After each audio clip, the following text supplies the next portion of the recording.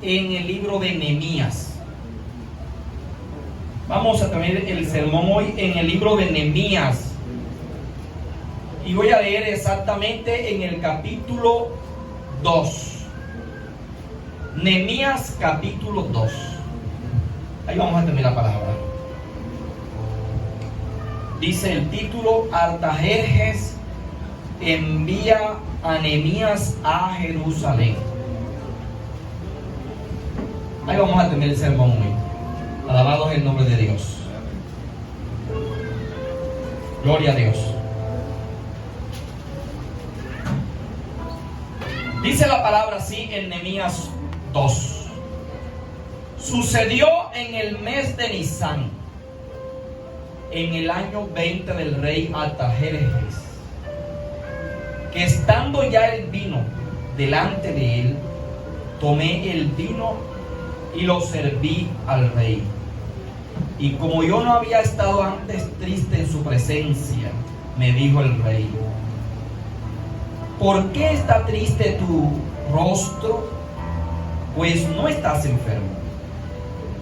No es esto sino quebranto de corazón. Entonces temí en gran manera. Y dije al rey: para siempre viva el rey. ¿Cómo no estará triste mi rostro cuando la ciudad, casa de los sepulcros de mis padres, está desierta y sus puertas consumidas a fuego? Me dijo el rey: ¿qué cosas pides? Entonces oré al Dios de los cielos y dije al rey: si le place al rey y tu siervo ha hallado gracia delante de ti, envíame a Judá, a la ciudad de los sepulcros de mis padres, y la reedificaré.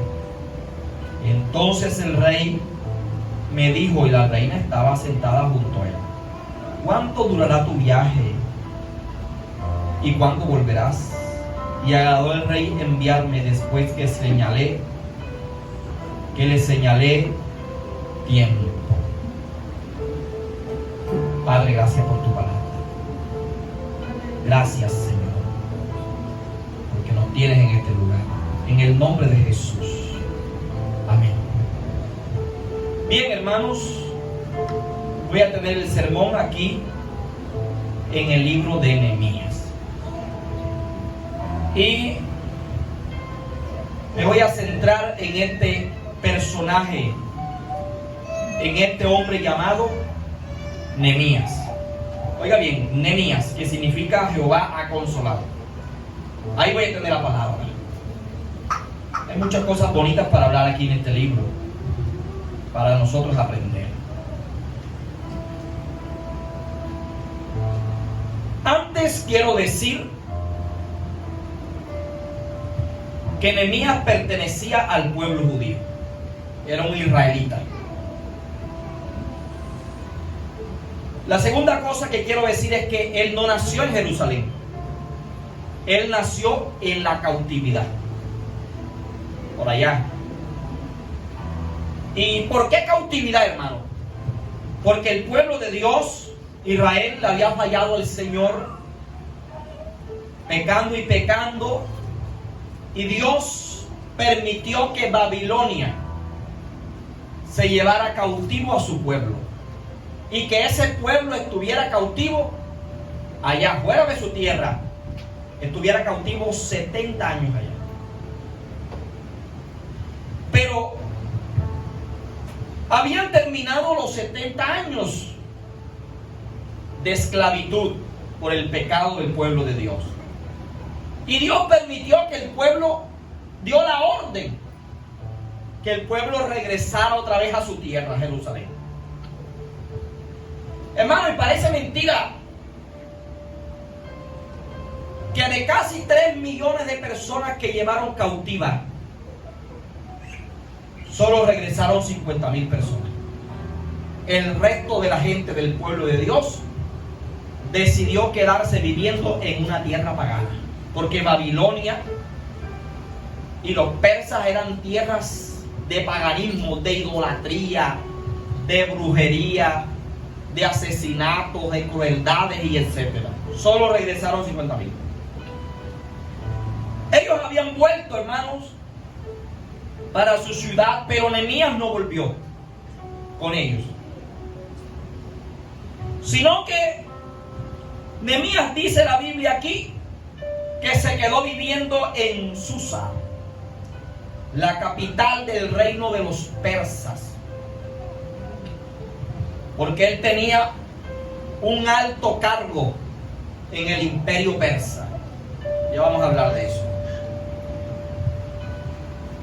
El pueblo regresó, lograron reconstruir el templo en los días de Esdras, pero la ciudad no tenía murallas, no tenía muros.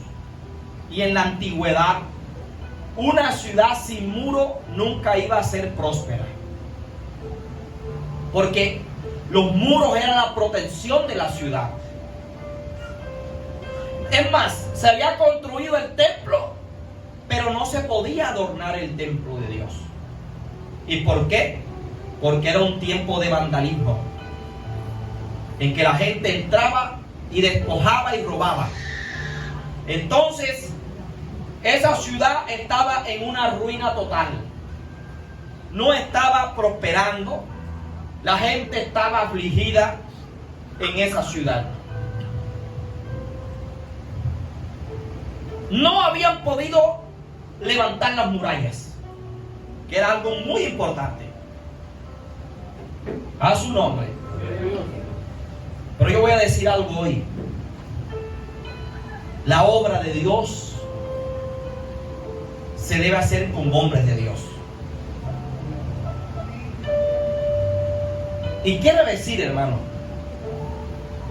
que no habían hombres de Dios allí en Jerusalén para hacer el trabajo de Dios, que era levantar las murallas.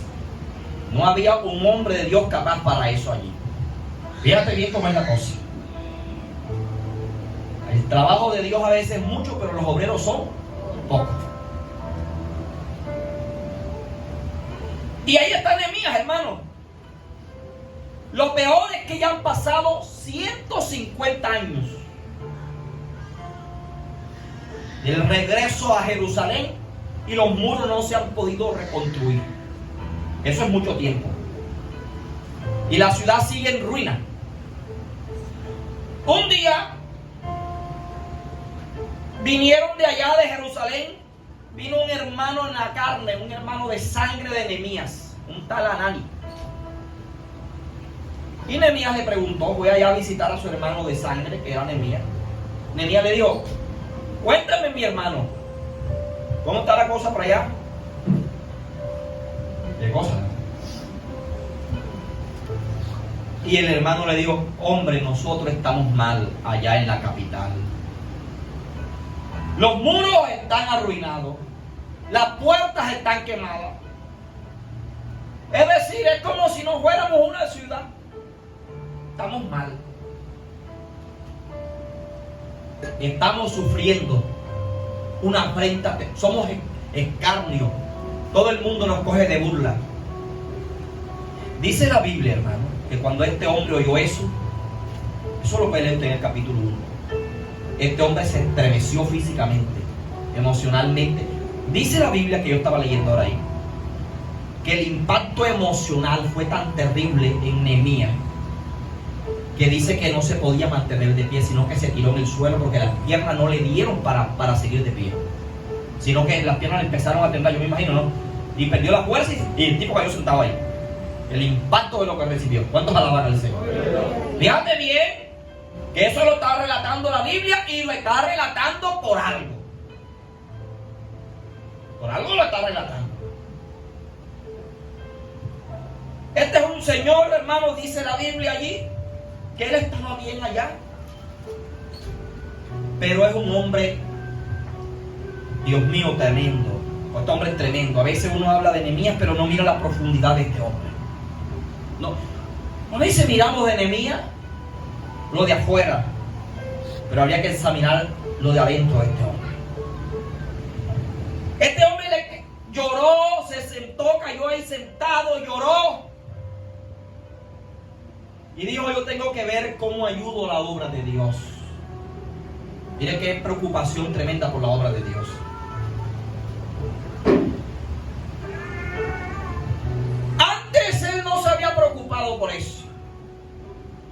Entonces yo digo lo siguiente: Dios fue el que puso esa preocupación en el corazón, esa carga en el corazón de Nehemías. Porque la Biblia dice que Dios produce en nosotros el querer como el hacer. Dios puso la carga por esa ciudad, por esos muros en el corazón de Nehemías. Pero ¿por qué Dios pondría esa carga en ese hombre? Ahora yo se lo voy a decir más a ti. Porque aquí no hay nada de casualidad en la Biblia. Cada cosa tiene su significado. Alabado es el nombre del Señor. Bendito es Dios para siempre. Aleluya. Entonces fíjate, mi hermano,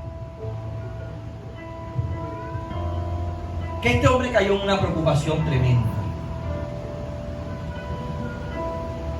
Y él empezó fue a orarle a Dios.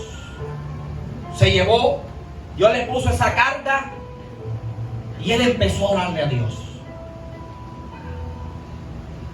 Y a orarle a Dios. Y a orarle a Dios. Y llegó el día que él está en el palacio del rey Artajerjes, rey persa. Y Nehemías está ahí, hermano. Él era el copero del rey. Ese cargo era muy importante. Él era, por decirlo así, hermano, el guardaespaldas principal del rey. Era el que probaba el vino, era el copero. Cuando le servían el vino al rey, él lo probaba para guardar la vida del rey. Y se tomaba un poquito del vino. Si el vino tenía veneno, él se moría y el rey vivía. ¿Cuánto alaban? Tremendo oficio ese. Dios mío bendito. Y ese día, hermano, le tocó el turno. Un copero, por decirlo así, hermano, era una persona que no podía estar triste delante del rey. Porque se supone que estaba en el palacio y que estar con el rey era lo máximo en esa época. Era lo máximo. Así que, pasara lo que pasara, el tipo tenía que estar contento ahí. Porque si no, podía también el rey sospechar que algo estaba tramando el copero en contra de él. Y le podía quitar la vida. Mis amados hermanos, y él estando él en esa condición, yo digo lo siguiente: Dios sabe por qué le puso esa carga a Nehemías de su obra. Y eso lo vamos a ver. Le voy a enseñar algo hoy. No cualquiera era un copero. No cualquiera era un copero. Eso no podía ser, vamos a escoger aquí de esto que está aquí el copero. No. El copero tenía que ser una persona de muy alta confianza del rey. Número uno. Es ver, sí, hermano. Porque la vida del rey dependía del copero.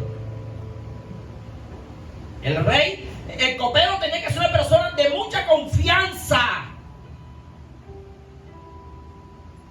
Tenía que ser una persona muy fiel al reino. Al reino. Tenía que ser muy fiel al rey. ¿Cuántos alaban? Fíjate muy bien lo que estoy diciendo hoy. Así que no todo el mundo era copero, aunque eso era un privilegio. El rey tenía que confiar plenamente en ese copero. Depositaba toda su vida en ese copero. Y el copero tenía que ser fiel al rey y a su reino. Ahora, de esto yo aprendo algo. Y yo veo algo aquí. Que entonces Nehemías era lo que llamamos un hombre de carácter. A su nombre. A su nombre. Y no malinterprete carácter con temperamento. No malinterprete eso. Porque aquí nosotros decimos, un hombre de carácter cuando es grosero. ¿Cuántos alaban a Dios? No. Sí, cuando es como agresivo, así, es hombre de carácter. Cuando es gruñón, cuando es guapo. Es un hombre de carácter, no es el temperamento. ¿Cuántos alaban a Dios? No. El carácter es muy distinto. Y voy a enseñarle algo. El carácter no es innato. Quiere decir que nosotros no nacemos con un carácter. El carácter se va formando en nosotros a medida que el hombre va creciendo. Fíjate muy bien, porque si no, no vas a ver uno cuando yo vaya a predicamiento. El carácter se va formando a medida que nosotros vamos creciendo. En los primeros años de nuestra vida es difícil, porque un niño de 1 a 7 años, qué sé yo, todavía no puede filtrar lo bueno y lo malo. Pero a medida que va creciendo, hermano, ya va sabiendo qué es lo bueno y qué es lo malo. Entonces, el carácter, ¿cómo se forma el carácter? ¿A través de qué? Si él no es innato, él no viene cuando nosotros nacemos. El carácter lo va formando el conocimiento que nosotros tengamos cada día. Ese conocimiento depende de lo que vayamos, de qué tipo de conocimiento vayamos adquiriendo. Ese conocimiento nos va dando sabiduría. Y el carácter se va formando por el entorno en que nosotros vivimos. Por lo que está cada día a nuestro alrededor. Por cómo es la sociedad en que nosotros vivimos. Eso es lo que va forjando el carácter. ¿Cuántos alaban al Señor? A su nombre. El carácter lo forja los valores que nosotros vayamos recibiendo cada día. A su nombre. Ahora, yo digo que Nehemías es un hombre de carácter. Sí, era un hombre de carácter. ¿Y por qué era un hombre de carácter ya formado, hermano? Porque tenía entre sus características que él era fiel a un reino y a un rey. Porque era un hombre en el cual su superior podía confiar. A su nombre. Así que cuando Dios le puso la carga en el corazón a Nehemías para reconstruir los muros, Dios no estaba escogiendo a cualquier San Juan de los Palotes. Estaba escogiendo a un hombre con un carácter definido que podía echar para adelante la obra de Jehová. Alabado el nombre del Señor.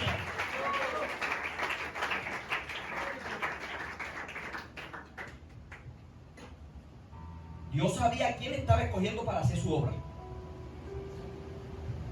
Estaba escogiendo a un hombre de carácter.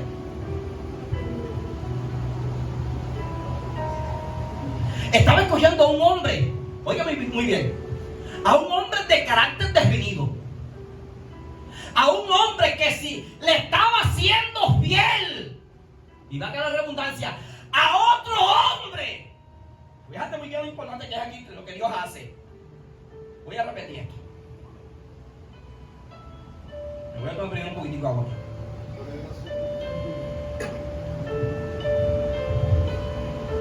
Fíjate por qué Dios escogió a Nehemías. Porque era un hombre de carácter. Dios lo escogió porque era un hombre de carácter. Porque si ese hombre llamado Nehemías le era fiel a un pagano, a un rey persa, a un simple hombre, Dios dijo dentro de sí: si le ha sido fiel a un hombre de esos paganos, yo lo voy a escoger, porque si es fiel a los hombres, seguramente me será fiel también a mí en la obra mía. Alabado es el nombre del Señor.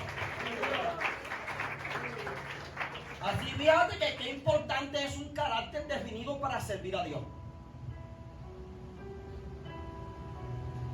Fíjate que hay muchas cosas. Porque es fácil. Si usted no es fiel a los hombres, mucho menos le será fiel a Dios.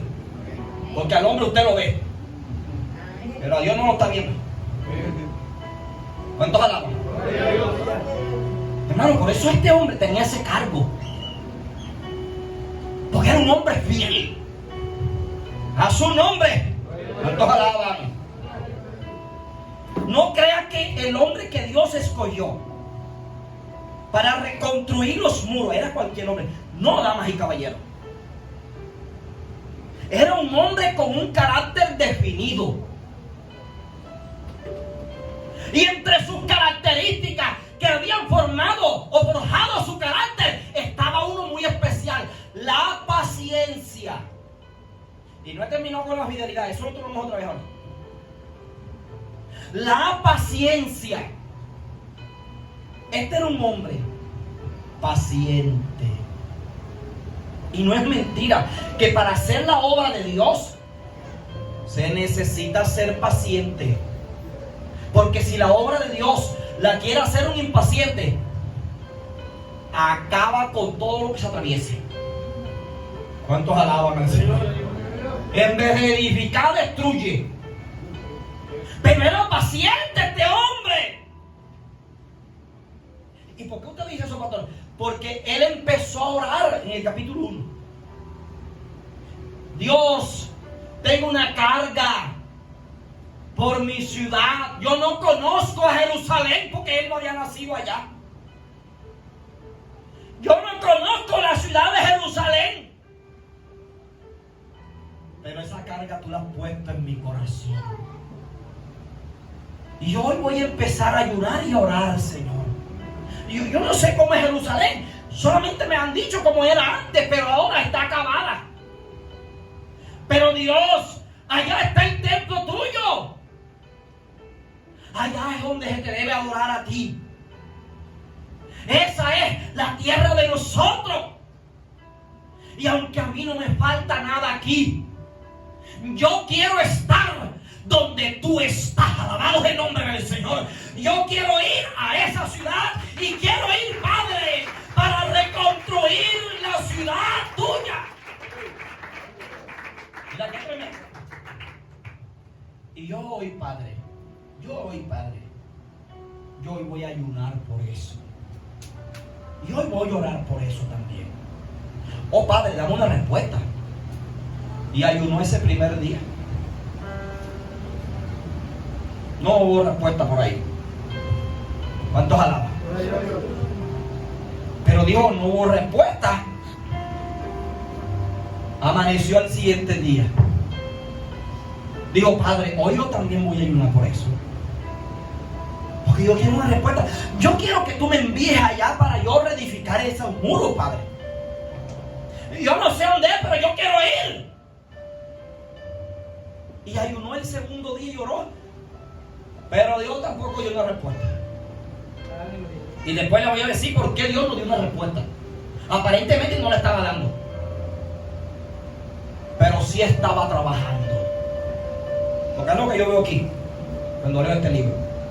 Y el tercer día volvió a ayunar y orar y nada. Y el cuarto nada. Y pasó un mes en ayuno y oración y no había respuesta. ¿Usted cree que si no hubiese tenido la paciencia, si no hubiese tenido un carácter, si no fuera un hombre de carácter, hubiese seguido orando? Cuando nosotros somos hombres de carácter,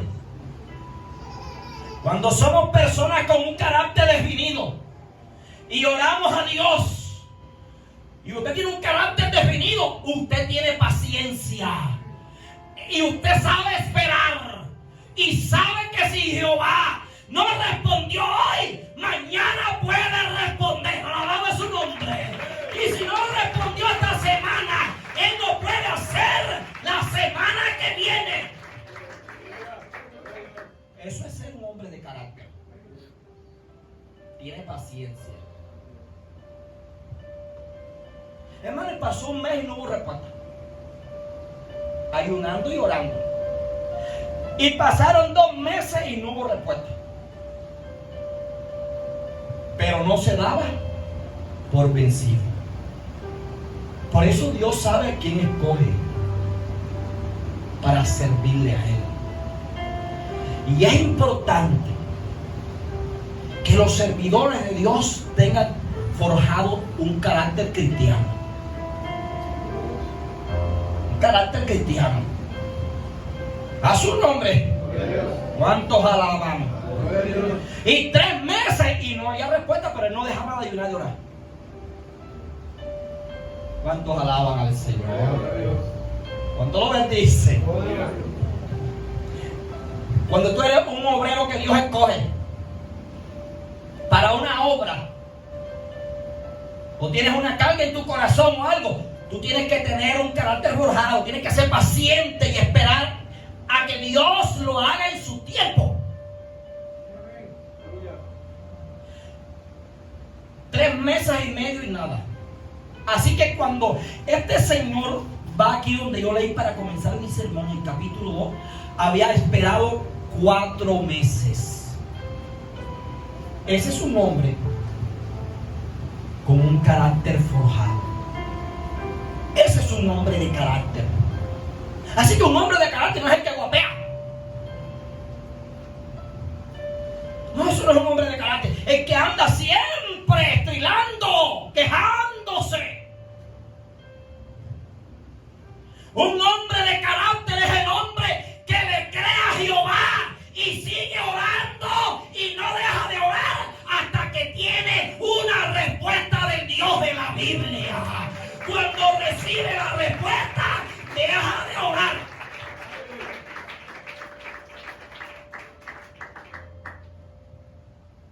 Qué importante es ser un hombre de carácter.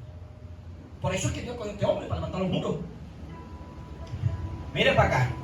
Quiere decir que entre los 50,000 que hayan llegado allá a Jerusalén, no había un hombre de carácter para levantar los muros. Mire cómo sufre la obra de Dios cuando no hay liderazgo de verdad. Veanlo más claro, cuando no hay un verdadero liderazgo. Porque el carácter está forjado y tiene diferentes facetas, diferentes características. A su nombre. Por eso Dios cogió a este hombre. ¿Qué carácter tenía? Este era un hombre, un buen líder. Hay gente que, por eso es que a veces no alcanzamos respuestas de Dios. Nosotros vivimos de emociones, no de convicciones. Y la convicción hace parte del carácter. Oramos hoy por algo. O la hermana ora por el esposo que es inconverso. Pero el día que ora es porque le pegó ese día. ¿Cuánto alaban? Sí, porque ese día la cascó. Y ese día el desespero. Entonces, ay Señor, quiero que hagas algo. Pero al siguiente día se pasó la trijulca. Quiero volver a orar. ¿Cuántos alaban? ¿Cuántos lo bendicen?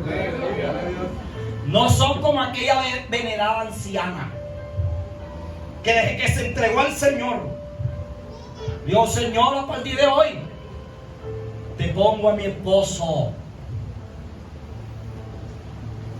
Y todos los días oraba por él. Y habían pasado 20 años y el tipo no se había entregado. ¿Cuántos alaban? Se entregó 37 años después. ¿Cuántos alaban? Ella dice que ni un día durante los 37 años dejó de pedirle a Dios por la conversión de su esposo. Es una persona de carácter, que tiene la paciencia, que persevera en la oración y persevera hasta que recibe la respuesta del Dios de la Biblia, hasta que Dios le habla.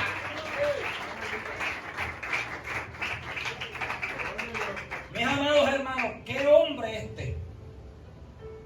¿Qué hombre este? ¿Qué hombre era tremendo? Ahora fíjate lo que me dice ahora. Durante los 4 meses que oró, él no recibía la respuesta de Dios. Pero yo entiendo por la forma. Yo entiendo por la forma como él ejecutó. Como él ejecutó la obra.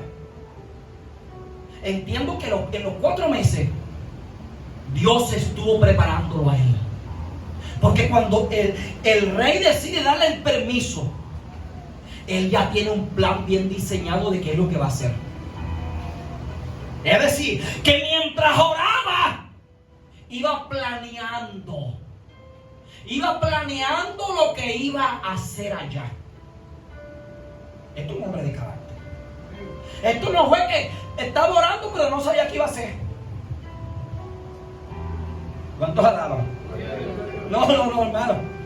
Eso no es así. Dios no trabaja así. Entonces era un hombre paciente, pero la característica principal era que era fiel. Y esos son los hombres que ya no se consiguen en la obra de Dios. ¿Sabe por qué no se consiguen? Porque no tienen un carácter definido. Porque el hombre que tiene un carácter definido es fiel a los hombres. Y cuando tú eres fiel a los hombres, te puedo asegurar que Dios te va a usar. Porque si le eres fiel a los hombres, seguramente le serás fiel al Dios que te está llamando. Alabado el nombre de Dios. Serás fiel también al Dios de la Biblia.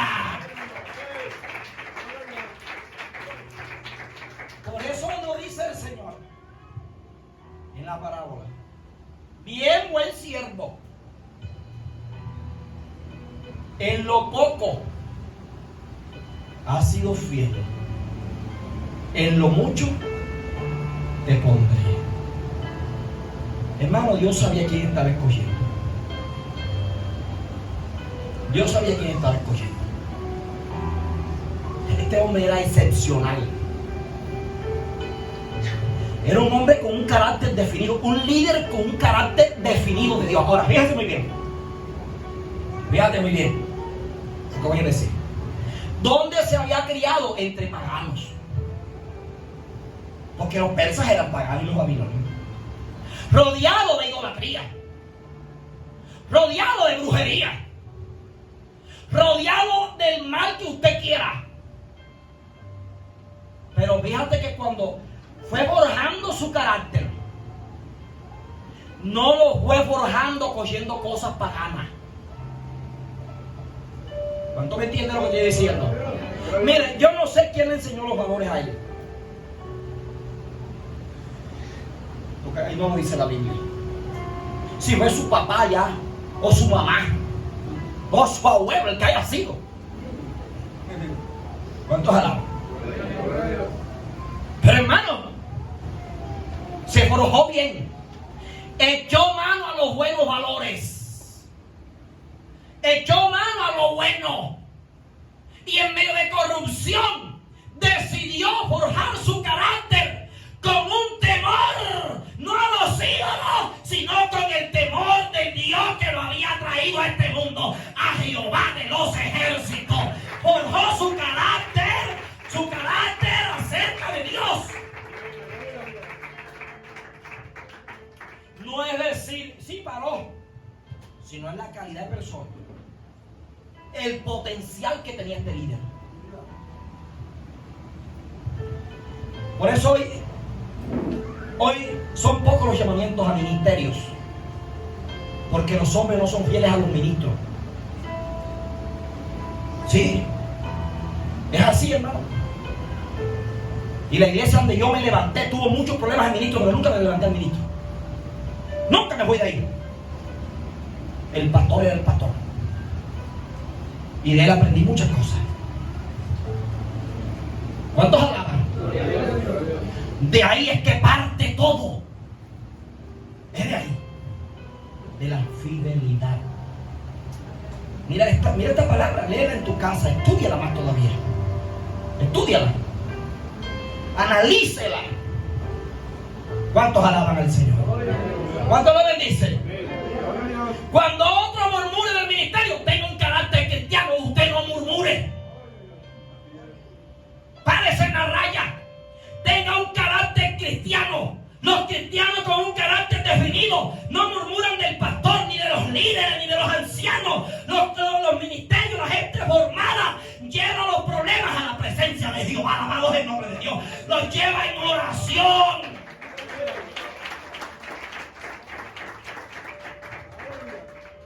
¿Cuántos alaban? Esto es lo que está aquí. Pero cuando el creyente va y de la espalda suya del ministro habla ya, por favor, ahí no hay un carácter definido, porque ahí no hay fidelidad a Dios ni al hombre. ¿Cuántos alaban? Mire lo que estoy predicando hoy aquí. Estoy en la Biblia, estoy en la palabra. Bueno, por eso este hombre tuvo un liderazgo exitoso, por eso llegó lejos. Por eso Dios lo pudo usar. Lo pudo usar a él antes que a 50,000 que habían allá. Por eso ese hombre quedó aquí en este libro que se llama la Biblia. Con un carácter excepcional. Maravilloso. Tenemos nosotros, o somos nosotros hombres de carácter. Somos nosotros personas de carácter. Y no lo ves aquí acusando a ninguno. No. Un hombre con un carácter forjado no lo engaña a nadie.